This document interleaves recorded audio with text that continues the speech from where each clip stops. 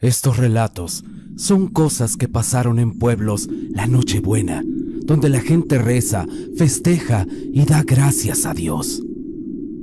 Son historias que se quedaron calladas por años porque tienen que ver con tradiciones sagradas. Te invito a escucharlas, pero con cuidado.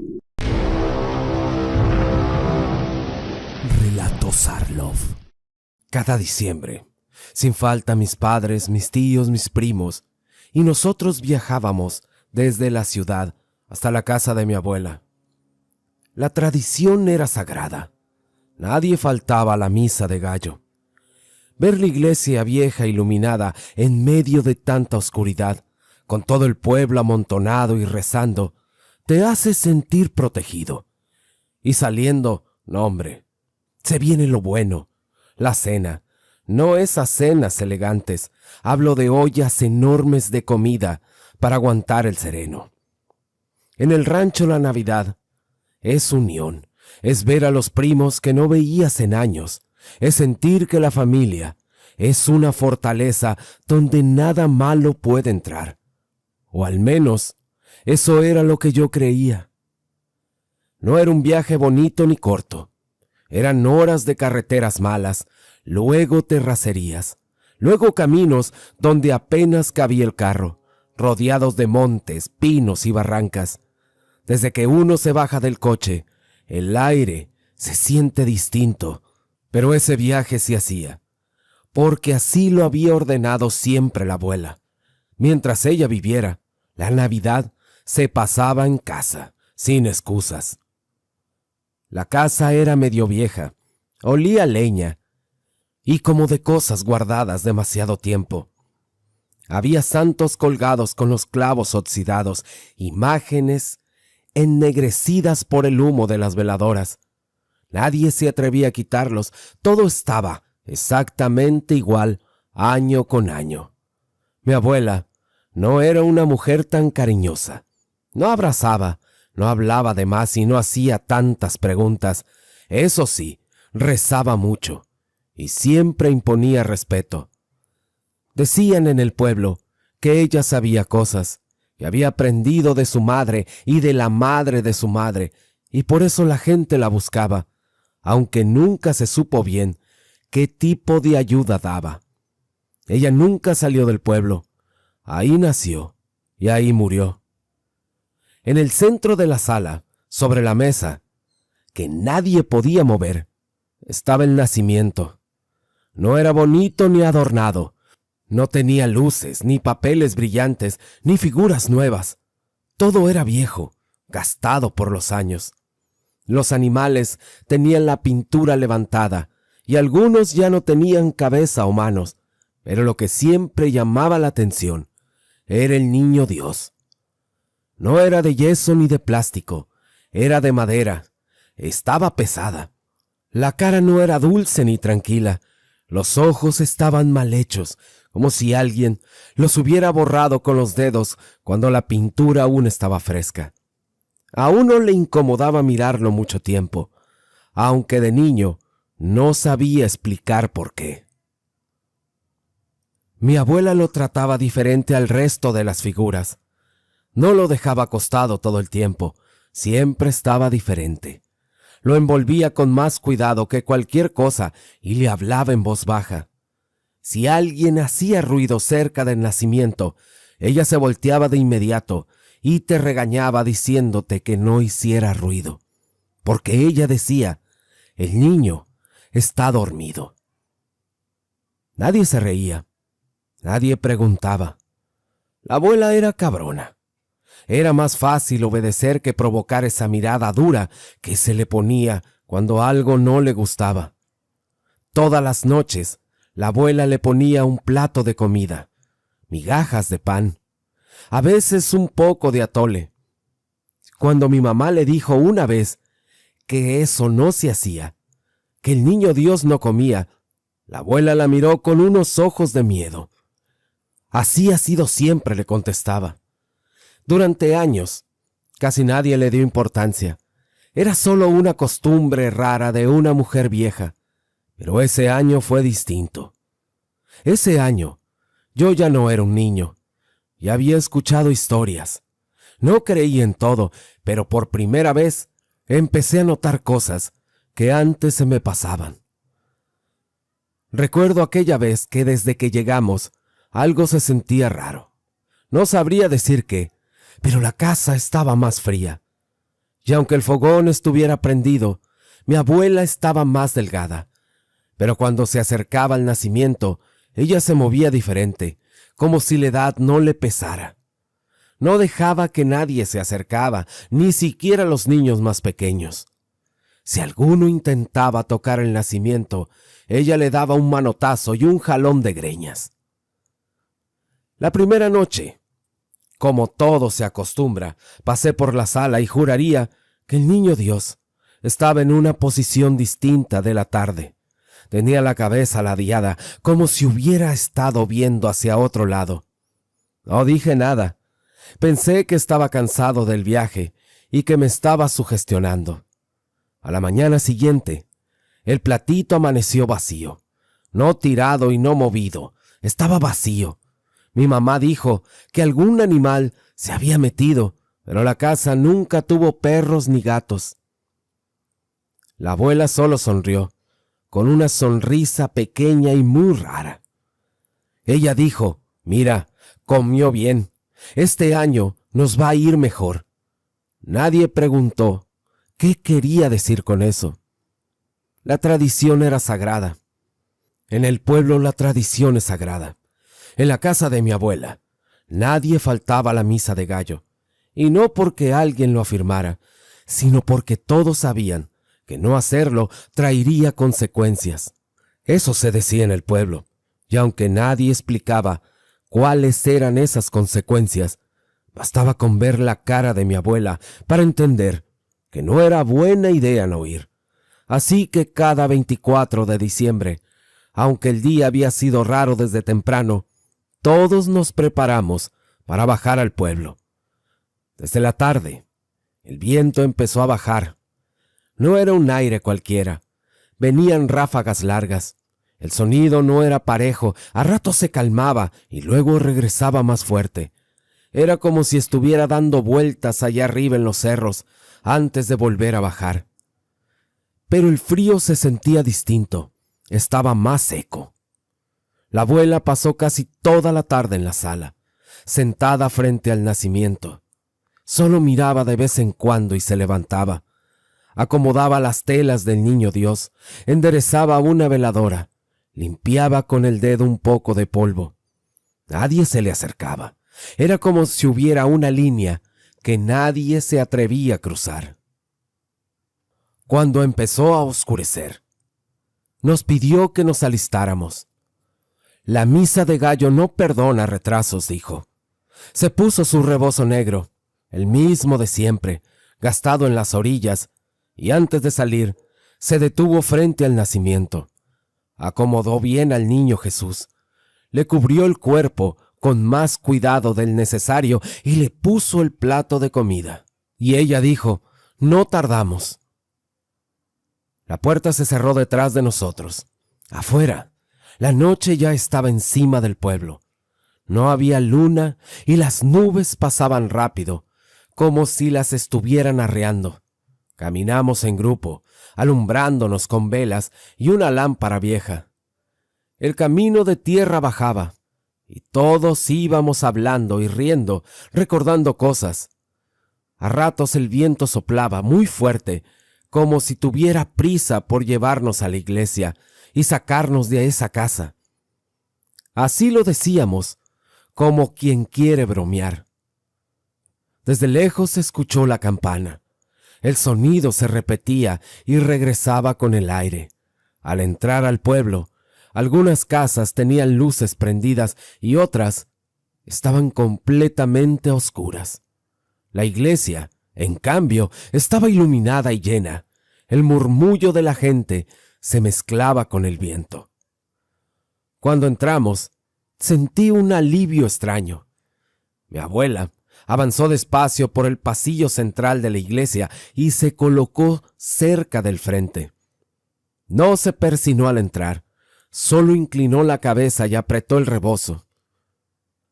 El sacerdote habló de lo de siempre, del nacimiento, de la esperanza, de la familia reunida.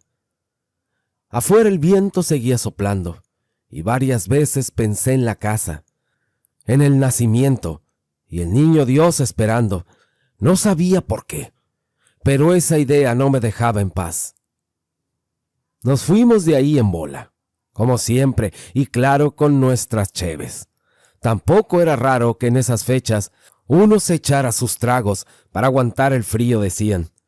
El viento seguía bajando de la sierra, pegándonos en la cara. Pero ya de regreso la caminata se hizo más ligera, porque cuando la misa termina, parece que lo serio del día ya ha pasado. Al llegar a la casa, el ambiente cambió. La sala sí estaba iluminada, el fogón encendido y la cocina llena de ruido. Mi mamá y mis tías habían dejado todo listo desde antes de irnos, y apenas cruzamos la puerta, empezó el movimiento. Ollas destapándose, platos chocando, risas, comentarios de lo larga que se había hecho la misa y de lo helado que había estado el camino. Las cheves siguieron. Alguien puso música ranchera con muy bajo volumen, lo suficiente para acompañar la noche sin molestar a la abuela. Los hombres se quedaron cerca de la mesa grande, destapando botellas, platicando de lo mismo de siempre, el trabajo, la ciudad, lo caro que estaba todo.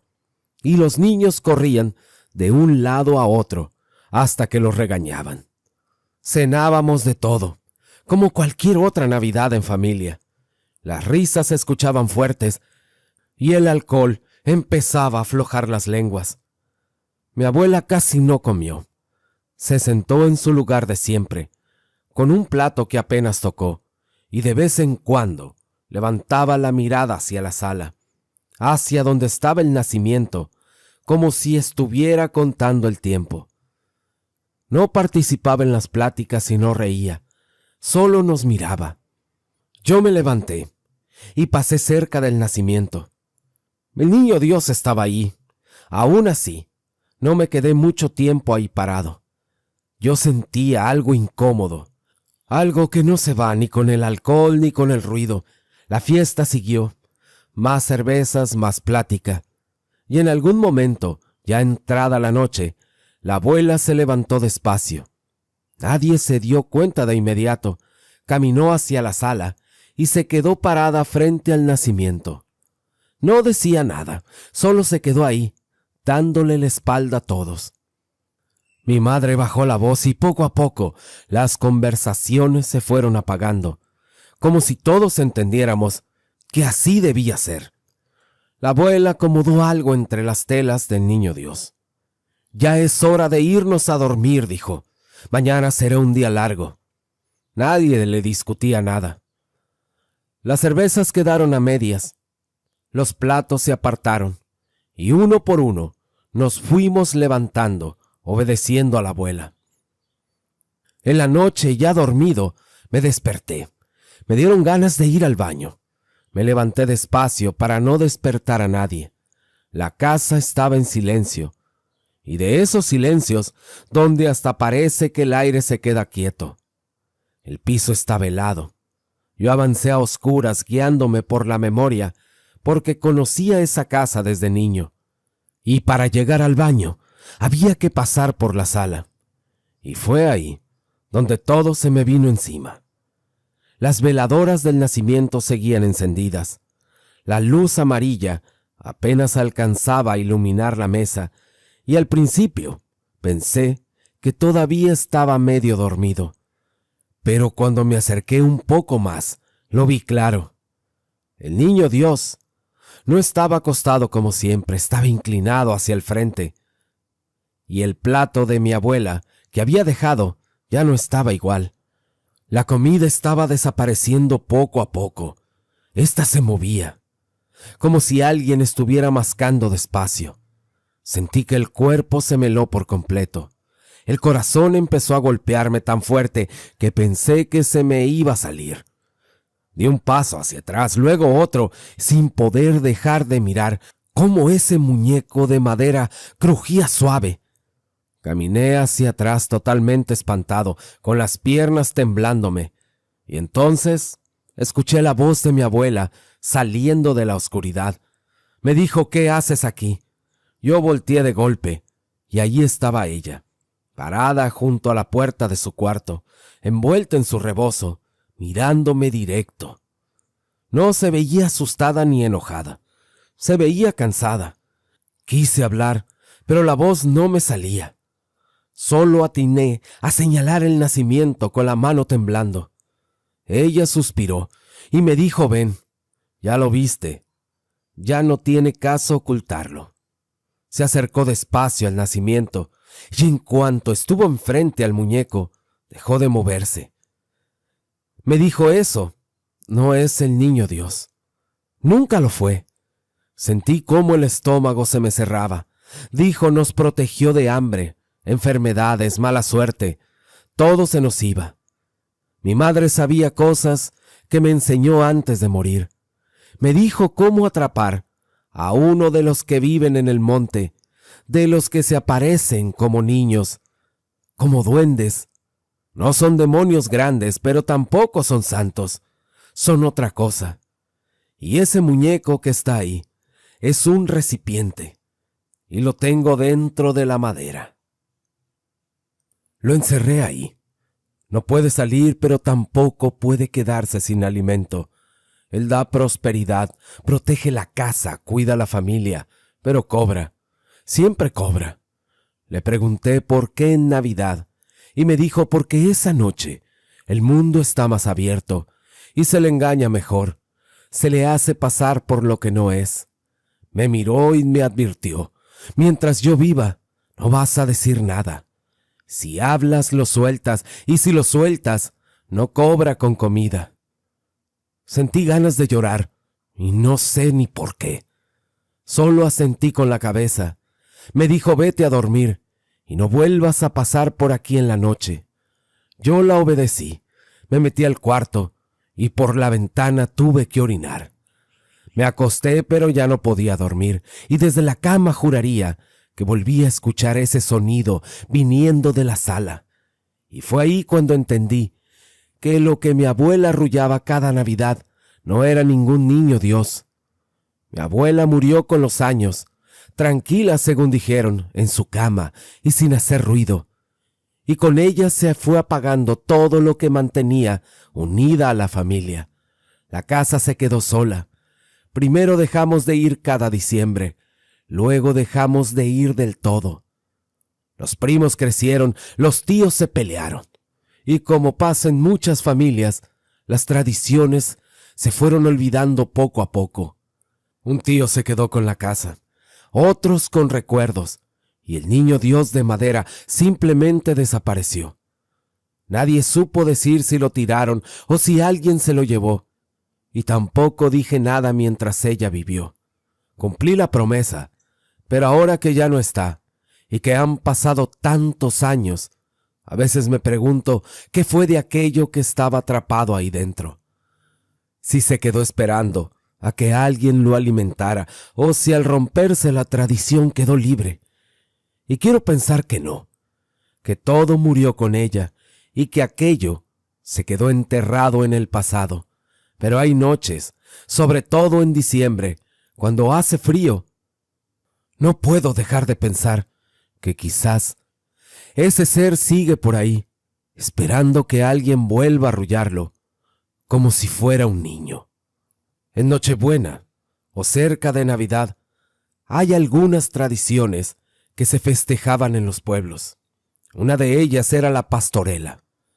Ya casi no se hacen como antes, y eso es algo que la gente joven no entiende, porque no era solo teatro, ni un juego de diciembre, era parte de la vida del pueblo. Una cosa seria, respetada, que se preparaba durante semanas, y que uno se aprendía al derecho y al revés. Y aunque estoy viejo, todavía puedo repetir las cuartetas completas. La de los ángeles, los de los pastores y las del diablo, porque así crecimos. viéndolas cada año en los patios de las iglesias, bajo el frío, con las bancas prestadas y los focos colgados con alambres. Yo sé bien que no siempre fue actuación. ¿Y saben por qué? Porque hubo una vez en mi pueblo, cuando la iglesia era chica y tenía una campana toda rajada, que el diablo sí anduvo ahí, caminó entre nosotros, diciendo sus líneas como si las hubiera escrito él mismo. En esos años, el pueblo era muy devoto. No había casa sin santo, ni noche sin rosario. Y la pastorela se hacía frente a la iglesia, en el patio. No había otro lugar. El escenario se armaba con tablas. La gente llevaba sus sillas y los niños se sentaban en el suelo. Los actores no eran profesionales. Eran campesinos, señoras, muchachos del ejido, y aún así, todos se tomaban su papel muy en serio, sobre todo el del diablo, porque siempre se decía que no cualquiera podía hacerlo, que había que saber hablar fuerte, mirar feo y no tener miedo. Ese año, el que iba a ser del diablo era un hombre del pueblo muy conocido, medio borracho pero muy cumplidor, y nadie imaginó que de un día para otro se fuera a enfermar tan grave. Suspender la pastorela no era una opción. Eso traía mala suerte, así se decía, y fue ahí cuando apareció él. Nadie supo de dónde salió, simplemente llegó una tarde, bien vestido, demasiado, con las botas muy limpias, con un sombrero oscuro y una forma de hablar que no era del rumbo. Se presentó como alguien que sabía de teatro y dijo que podía tomar el papel del diablo sin problema, que se sabía la pastorela porque la había visto muchas veces. A mí desde ese momento algo no me cuadraba, porque no era normal que un forastero se ofreciera así, pero embobó a todos con su forma de hablar. Los organizadores aceptaron, porque no había de otra, y además el hombre caía bien, sonreía mucho, hablaba bonito y miraba a la gente como si los conociera de toda la vida. Desde los primeros ensayos, se notó que su actuación no era normal, no exageraba, no gritaba de más, nunca se equivocaba. Decía los diálogos con mucha seguridad, se burlaba de los pastores con una malicia que no venía de un libreto y hacía que la gente se riera, aunque algunos decían que era el mejor diablo que habían visto. Porque cuando uno es joven y el pueblo está lleno de gente, uno cree que todo tiene una explicación, hasta que llega la noche de la función y entiende que no todo lo que se para frente a una iglesia está fingiendo. Mientras se acercaba el día de la pastorela, empezaron a pasar cosas que en otro momento habríamos tomado como señales, pero que en ese tiempo nadie quiso ver como algo más que una simple coincidencia. Primero, fue una imagen vieja de San Miguel que estaba recargada junto al atrio, no colgada ni mal puesta, simplemente recargada como siempre, y una tarde se vino abajo, cayendo de frente y partiéndose en pedazos. Y ahí quedó el asunto. Luego fue la campana. Era una campana chica, toda rajada, tenía muchos años. Y una madrugada sonó sola. Nada más un golpe, como si alguien lo hubiera jalado. El sacristán juró que había sido el viento, aunque esa noche el aire estaba quieto. Después, las flores que habían puesto alrededor del escenario amanecieron marchitas de golpe, negras de las orillas, como quemadas, y alguien comentó que seguro las había helado el sereno, aunque otras plantas del atrio estaban intactas.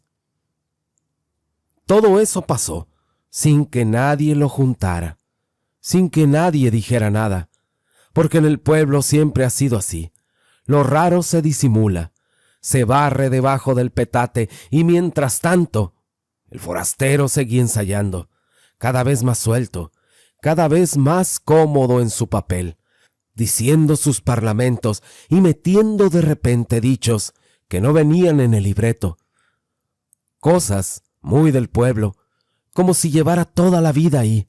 Él reía y decía: el que con diablos anda, diablos aprende. O más vale trato con el malo conocido que con el bueno por conocer. Y la gente se reía, porque sonaba a broma, pero a mí me llamaba la atención la forma en que los decía, mirándolos fijamente, como si no estuviera actuando, como si estuviera hablando de verdad.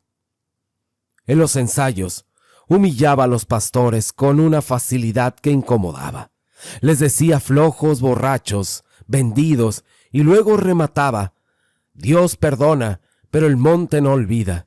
Y aunque los organizadores le pedían que se ajustara al texto, él sonreía y decía que así se hacía más real, que el diablo no habla bonito, que habla como la gente, y nadie supo cómo contradecirlo, porque la verdad tenía razón. Y así, entre risas nerviosas y casualidades mal acomodadas, llegó la noche del 24, con el patio lleno, la iglesia iluminada, la gente apretada en las bancas, sin saber que todo eso, que parecía normal, no era más que la calma antes de que algo se saliera del guión. Porque el que iba a ser de diablo no estaba improvisando, estaba recordando, y el pueblo entero estaba a punto de aprender que hay palabras que no se dicen en broma, aunque se digan como dichos. La pastorela empezó como siempre empezaban todas, con la gente acomodándose, los niños callados a la fuerza, los viejos tosiendo, y el murmullo apagándose poco a poco, mientras alguien corría el telón improvisado hecho con sábanas. Salió el narrador y dijo lo de siempre, en que aquella noche bendita los pastores iban camino a adorar al niño, que el bien y el mal se disputaban las almas, palabras que ya me sabía de memoria. Luego entraron los pastores, uno por uno, diciendo sus chascarrillos, que si el hambre, que si el cansancio. La gente se rió como cada año. Todo parecía normal, demasiado normal, hasta que apareció el diablo. El forastero salió despacio, sin brincar ni hacer aspavientos, vestido de negro, con una capa sencilla y unos cuernos de cartón mal hechos. Y desde que puso un pie en el escenario, el ambiente cambió. No sabría decir cómo, pero el ruido se bajó solo, como si alguien hubiera pedido silencio sin hablar. Él no gritó en su entrada, solo sonrió y dijo su primer parlamento con una voz tranquila. Esta noche no es de rezos, es de tentaciones. Y aunque esa frase venía en el libreto, lo dijo de una manera distinta, alargando las palabras, saboreándolas, como si no estuviera actuando para el público, sino conversando con alguien que solo veía a él. Empezó a burlarse de los pastores, a ofrecerles caminos fáciles, comida sin trabajo, dinero sin sudor, y de pronto metía dichos que no estaban escritos.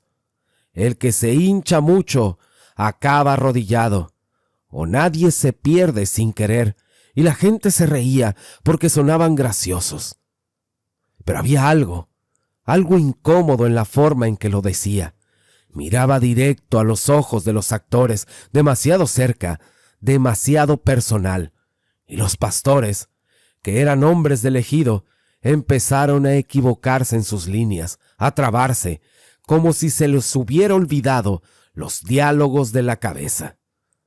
Cuando salió el ángel, vestido de blanco con su espada de madera, el forastero lo miró de arriba abajo y soltó una risa. Luego dijo su parlamento, pero lo remató con otro dicho: tan quitado de la pena, más vale ala en mano que fe volando. Algunos rieron, sin entender por qué esa frase les había causado la risa. Yo alcancé a ver cómo el muchacho que hacía de ángel apretaba la espada. A lo lejos, en ese instante, algunos perros empezaron a aullar, pero la gente estaba tan metida en la obra que nadie les hizo caso. Todos estaban hipnotizados por ese diablo que no exageraba, que no gritaba, que hablaba como si hablara en el rancho, despacio, con burla. Nadie recuerda exactamente en qué momento empezó a cambiar todo, porque no fue de golpe, fue despacio. El diablo seguía diciendo sus parlamentos, pero cada vez se tomaba más tiempo entre una frase y otra. Empezó a caminar más allá del escenario, se acercaba a las primeras bancas y decía sus líneas, mirando directo al público. Pastorcitos ingenuos, decía, creen que el camino es largo porque no saben atajar. Y luego se inclinaba hacia una señora de las primeras en la fila y remataba con media sonrisa. El que no se anima, se queda mirando. La gente se reía nerviosa, porque sonaba broma, porque no sabía por qué les incomodaba que las mirara así de fijo y tan cerca. El ángel intentaba seguir el guión. Le respondía con sus líneas de siempre, hablando bien de la fe, pero el forastero se le acercaba demasiado, invadiéndole el espacio, y le contestaba con palabras que no venían en ningún libreto. No te esfuerces, muchacho. La gente cree en lo que le conviene. Y esa frase no provocó risa, provocó silencio, un silencio muy raro. Fue entonces cuando empezaron los comentarios en voz baja, primero discretos. Una señora dijo que olía raro, que como azufre o a cerillos apagados. Otro dijo que de seguro era el humo de las veladoras. Pero el olor no estaba en todo el patio, solo se sentía cuando el diablo pasaba cerca. Yo mismo lo noté cuando se acercó a mi fila. Era un olor caliente que no correspondía con el frío de la noche, y cuando se iba, el aire volvía a ser normal. Él parecía disfrutarlo, cada vez sonreía más, cada vez improvisaba más. Se detenía frente a la gente y decía sus diálogos mirándolos uno a uno. El camino al cielo está lleno, pero el mío siempre tiene espacio. Y no pregunto de dónde vienen. Algunos se rieron por compromiso, otros bajaron la mirada, y los niños dejaron de moverse, como si algo les dijera que no era momento de hacer ruido. Para entonces, ya no parecía una pastorela. Parecía que el diablo estaba dando un discurso, usando la obra de pretexto, y aún así, nadie se levantó, nadie se fue, porque algo en su voz jalaba, algo atrapaba, y mientras más hablaba, más se le olvidaba a uno de que aquello era una actuación, como si el libreto se hubiera acabado y lo que siguiera ya no estuviera escrito. Y fue en ese punto, justo cuando el ángel levantó la espada para la escena final, que muchos sentimos que algo había cambiado del todo. La escena final llegó sin que nadie se diera cuenta de cómo había pasado el tiempo. El ángel levantó la espada, como marcaba la obra, y dio un paso al frente, diciendo su parlamento sobre la victoria del bien. La gente estaba en silencio. El diablo lo escuchó sin burlarse esta vez, con una sonrisa tranquila. Era como alguien que ya oyó eso demasiadas veces. Se acercó despacio, tan cerca que el muchacho, que hacía de ángel, dio un paso atrás, aunque eso no venía en el guión. Entonces el diablo extendió la mano y tocó la espada de madera. No la agarró ni la golpeó, solo la tocó con los dedos, y en ese momento el ángel se quedó mudo. La espada se le resbaló de las manos y cayó al suelo con un golpe que sonó más fuerte de lo normal. Alguien del público soltó un suspiro largo, como si hubiera estado conteniendo el aire sin darse cuenta. El diablo no dijo nada más. Miró a la gente, a los pastores, al ángel, y luego dio media vuelta y se fue caminando hacia el monte por detrás de la iglesia, sin correr. Era como si estuviera escrito. Hubo un aplauso débil, desordenado, porque nadie sabía si la obra había terminado o no. La gente se levantó inquieta. Algunos comentaban que qué raro había sido todo. Otros decían que el actor se había pasado del guión, que había dado cosa, que no sabían por qué, pero se sentían mal, como con un miedo sin motivo. Cuando los organizadores se dieron cuenta de que el diablo no regresaba para el saludo final, varios hombres fueron a buscarlo, pensando que se había ido a caminar. Revisaron detrás de la iglesia, del monte cercano, pero no encontraron nada. No había ni huellas, no había ropa ni el rastro de alguien que hubiera salido apurado. Solo el camino oscuro, perdiéndose entre los árboles. Nadie supo dar razón de él. Nadie del pueblo lo conocía de antes. Nadie podía decir de dónde había llegado ni a dónde iba. Esa noche la pastorela no se volvió a mencionar como otras veces.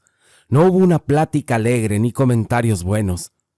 La gente se fue a sus casas en silencio, con una sensación rara, como si algo hubiera pasado muy cerca sin alcanzarlo del todo. Al día siguiente algunos dijeron que habían soñado feo, otros que amanecieron cansados, otros simplemente evitaron hablar del tema. Y con los años, esa pastorela se fue quedando como una historia incómoda, de esas que se cuentan a medias. Yo ahora la recuerdo completa. Y no digo que el diablo se haya aparecido con cuernos ni fuego, pero sí que ese año alguien estuvo ahí, que no era del pueblo, y cuando tocó la espada del ángel, se fue sin que nadie pudiera detenerlo. Y a veces pienso que eso fue lo peor, que no dejó prueba ni explicación, solo ese miedo parejo que se repartió entre la gente sin saber por qué. Una vez que conté esta historia, uno salió con que eran puras jaladas, que esas cosas no pasan, que si el diablo existiera, andaría metido en cosas más grandes y no perdiendo el tiempo en un rancho como ese.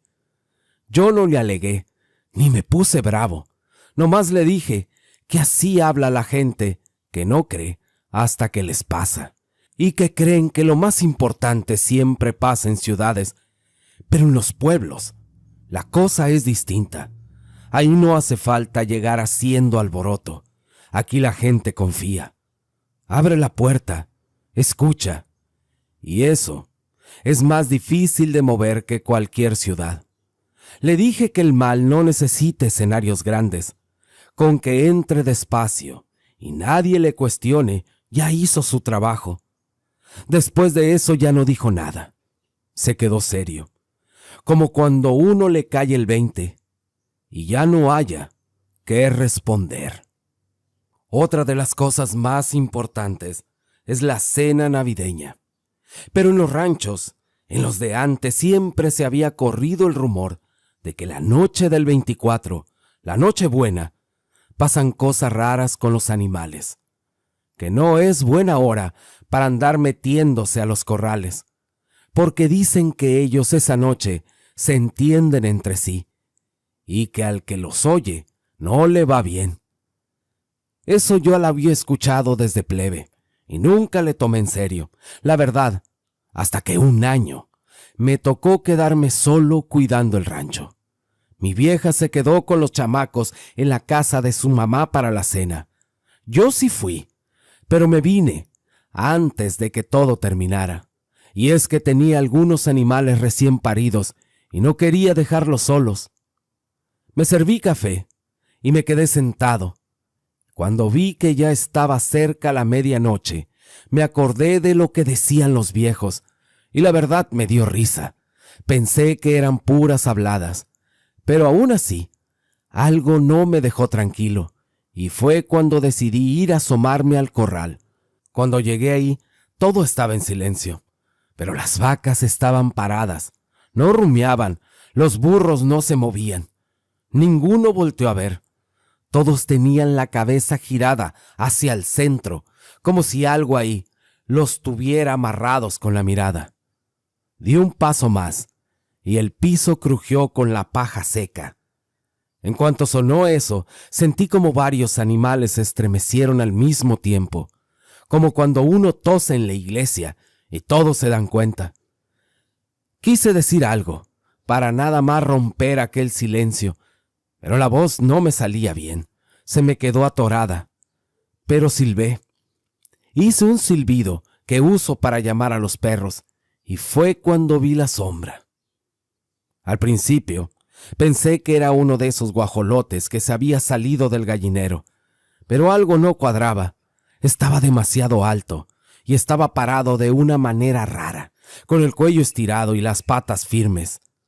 La luz del foco apenas le pegaba y aún así se alcanzaba a ver que era negro, no manchado ni opaco, era negro parejo y el pecho se le inflaba despacio. Me acerqué tantito, no por valiente, sino porque no entendía qué estaba viendo. Los animales seguían sin moverse. No había ni un mugido, nada. El guajolote giró la cabeza muy lento y me miró de lado. Sentí un frío subirme desde los pies. Él no movió el pico, pero una voz salió clara, se los juro. Era una voz conocida, como si alguien estuviera parado atrás de mí. Me dijo despacio, con un tono de confianza que se usa entre conocidos. Dijo, ¿qué pasó? Se me aflojaron las rodillas, porque esa voz no era de algún animal, era la voz de un hombre. Y era la voz de un compadre con el que me había dejado de hablar por un pleito.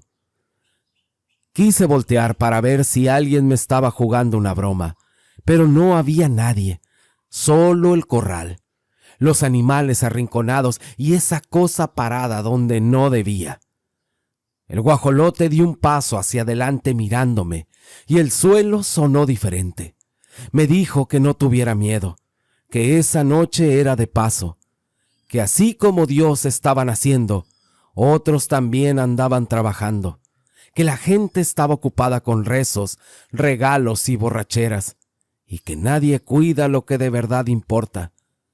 Yo ya no lo miraba a los ojos, tenía la vista clavada en el suelo porque sentía que si lo hacía, algo me iba a pasar. El olor empezó a cambiar, no animales, era algo diferente, algo que no reconocí. No esperé a que dijera nada más, solo di pasos hacia atrás sin dejar de verlo de reojo. Cuando salí del corral, cerré la puerta con cuidado, regresé a la casa y no prendí ninguna luz. Me senté en la cama, vestido, con los oídos atentos a cualquier ruido, pero no se escuchó nada más. Al rato llegó mi vieja y mis hijos y ya me quedé más tranquilo. Al amanecer fui a ver todo y estaba igual que siempre, los animales comiendo, moviéndose como cualquier día. Pero desde esa noche ya no volví a quedarme solo en Nochebuena. Y cuando alguien me pregunta si es cierto que los animales hablan esa noche, la Nochebuena, les digo que no hablan, porque lo que yo oí no era animal. Pero la duda queda. Si el relato te gustó, te invito a escuchar otro. De seguro te va a gustar igual o más que este. Les mando saludos y bendiciones a todos. Y ahora sí, muchas gracias y hasta la próxima.